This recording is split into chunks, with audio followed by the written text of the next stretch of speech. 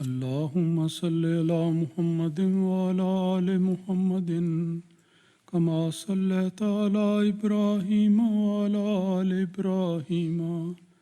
إنك حميد مجيد. اللهم بارك على محمد وعلى آل محمد كما باركت على إبراهيم وعلى آل إبراهيم إنك حميد مجيد. آج سے ایک لمبی حدیث جس کا تعلق غزوہ تبوک سے ہے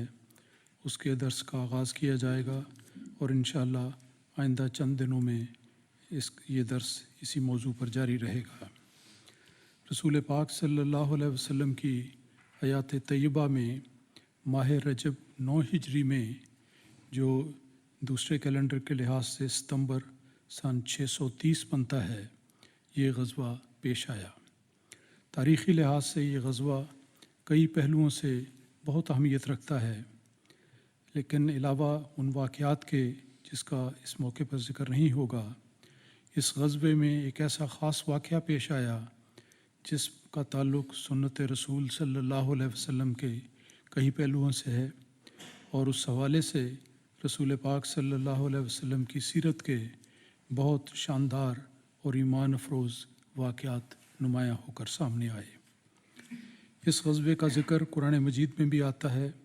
جہاں پر ایک لمبی آیت کریمہ کا ایک حصہ ہے کہ وَعَلَى الثَّلَاثَةِ الَّذِينَ خُلِّفُوا، کہ وہ 3 لوگ جن کو اللہ تعالیٰ ان کی توبہ قبول کرتے ہوئے ان پر جھکا،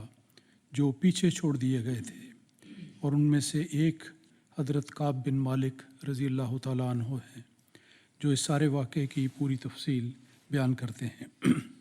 جیسا میں نے عرض کیا کہ یہ ایک لمبی حدیث ہے جو شاید طوالت کی وجہ سے عام طور پر درسوں میں بیان نہیں ہوتی، لیکن یہ سیرت النبی صلی اللہ علیہ وسلم کے بہت سے پہلوؤں کے لحاظ سے بہت ایمان افروز حدیث ہے، اور آج اس کا ابتدائی حصہ پیش کیا جاتا ہے. یہ حدیث بخاری شریف میں سے لی گئی ہے. حضرت عبداللہ بن کعب رضی اللہ تعالیٰ عنہ اپنے باپ حضرت کعب بن مالک رضی اللہ تعالیٰ عنہ کا ذکر کرتے ہوئے بیان کرتے ہیں کہ میں نے اپنے باپ سے یہ واقعہ سنا جس کا تعلق غزوہ تبوک میں شامل نہ ہونے اور اس وجہ سے مقاطعہ کی سزا پانے سے تھا. انہوں نے بیان کیا، حضرت کعب بن مالک نے بیان کیا کہ میں کسی غزوے میں حضرت صلی اللہ علیہ وسلم کے ساتھ جانے میں کبھی پیچھے نہیں رہا تھا، صرف غزوہ تبوک میں مجھ سے یہ غلطی ہوئی. ہاں، البتہ وہ ذکر کرتے ہیں کہ وہ بدر میں بھی شامل نہ ہو سکے تھے، لیکن اس موقع پر آپ صلی اللہ علیہ وسلم نے کسی پیچھے رہنے والے پر ناراضگی کا اظہار نہیں فرمایا تھا. دراصل اس وقت رسول کریم، یعنی بدر کے موقع پر، اس وقت رسول کریم صلی اللہ علیہ وسلم اور مسلمان قریش کے قافلے کو روکنا چاہتے تھے اور لڑائی کا ارادہ نہ تھا. اس لیے بہت سے لوگوں نے آپ صلی اللہ علیہ وسلم کے ساتھ جانے کی ضرورت محسوس نہ کی، جن میں وہ خود بھی شامل تھے، اور نہ ہی نبی پاک صلی اللہ علیہ وسلم نے اس کے لیے کوئی خاص تحریک فرمائی تھی. تاہم اللہ تعالیٰ نے مسلمانوں اور ان کے دشمن یعنی قریش کی اتفاقیہ بغیر کسی الٹیمیٹم یا سابقہ ارادے کے مٹ بھیڑ کرا دی. لیکن وہ ذکر کرتے ہیں کہ میں لیلۃ العقبہ کی بیعت میں شامل تھا. یہ امتیاز ان کو حاصل ہے، جبکہ وہ کہتے ہیں کہ جبکہ ہم نے اسلام قبول کیا تھا اور اس میں حضرت صلی اللہ علیہ وسلم کی مدد کا معاہدہ طے پایا تھا، اور مجھے اس موقع پر حاضری اتنی پسندیدہ اور محبوب ہے، یعنی جب بھی وہ اس واقعے کو یاد کرتے ہیں تو کہتے ہیں مجھے اس موقع پر حاضر ہونا اتنا پسندیدہ اور محبوب ہے، اور اس پر اتنا فخر ہے کہ اس کے مقابلے میں بدر کے موقع پر غیر حاضری کی زیادہ خلش محسوس نہیں کرتا، اگرچہ بدر کا چرچا لوگوں میں بیعت عقبہ کے حوالے سے زیادہ ہے. اصل واقعے کی طرف آتے ہوئے وہ فرماتے ہیں کہ بہرحال غزوہ تبوک کے لیے حضرت صلی اللہ علیہ وسلم کے ساتھ نہ جا سکنے کی یہ وجہ نہ تھی کہ مجھ میں کوئی کمزوری یا مالی تنگی تھی، بلکہ حقیقت یہ ہے، وہ خود بیان کرتے ہیں کہ میری بڑی اچھی صحت تھی اس وقت، اور میں خوب مالدار بھی تھا۔ ہر قسم کے سامان اللہ تعالیٰ کے فضل سے مجھے میسر تھے، اور اپنی 2 سواریاں بھی تھیں۔ عرب میں سواری کا ہونا ایک بہت بڑی نعمت ہے، تو کہتے ہیں کہ 2 سواریاں میرے پاس موجود تھیں، کسی قسم کی کوئی کمی نہیں تھی۔ لیکن ایک اور بات کا ذکر کرتے ہیں ضمناً کہ حضرت صلی اللہ علیہ وسلم کا طریق یہ تھا کہ جب آپ کسی مہم پر جانے کا ارادہ کرتے تو اس کے پروگرام کو بڑی حد تک مخفی رکھتے احتیاط کے لحاظ سے، اور جدھر جانا ہوتا اس کے الٹ سمت کا سفر اختیار کرتے، اس سے آغاز کرتے تاکہ دشمن کو پتہ نہ لگ سکے نقل و حرکت کا۔ جیسا کہ ہجرت مدینہ کے واقعے میں بھی ذکر آتا ہے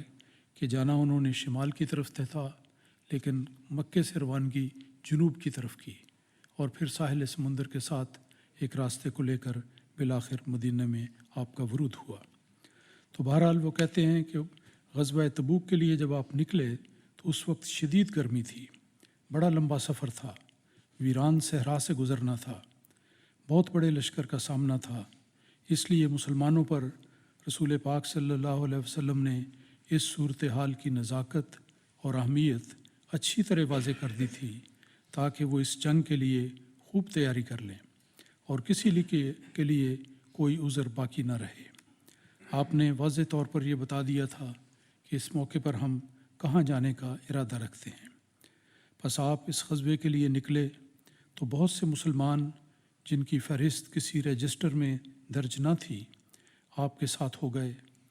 کثرت ازدحام کی وجہ سے، یعنی اتنی کثرت تھی لوگوں کی، بھیڑ تھی ان کی، کہ اس کی وجہ سے ایسا ممکن نہ تھا کہ جو شخص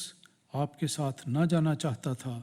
وہ اپنی اس غیر حاضری کو مخفی رکھ سکتا تھا، سوائے اس کے کہ اس کے بارے میں اللہ تعالیٰ کی طرف سے کوئی وحی نازل ہو۔ وہ کہتے ہیں اتنے زیادہ لوگ کثرت کے ساتھ تھے کہ اگر کوئی شخص نہ بھی شامل ہوتا تو اس کا پتہ نہ لگتا، سوائے اس بات کے، یہ دیکھیں ان کی قلبی کیفیت کیا ہے کہ رسول پاک صلی اللہ علیہ وسلم ہمیشہ اللہ تعالیٰ کی رہنمائی سے نوازے جاتے تھے، سوائے اس کے کہ اللہ تعالیٰ کسی شخص کے بارے میں وحی کے ذریعے آپ کو اطلاع دے تو اس کی غیر حاضری کا پتہ لگ سکتا تھا۔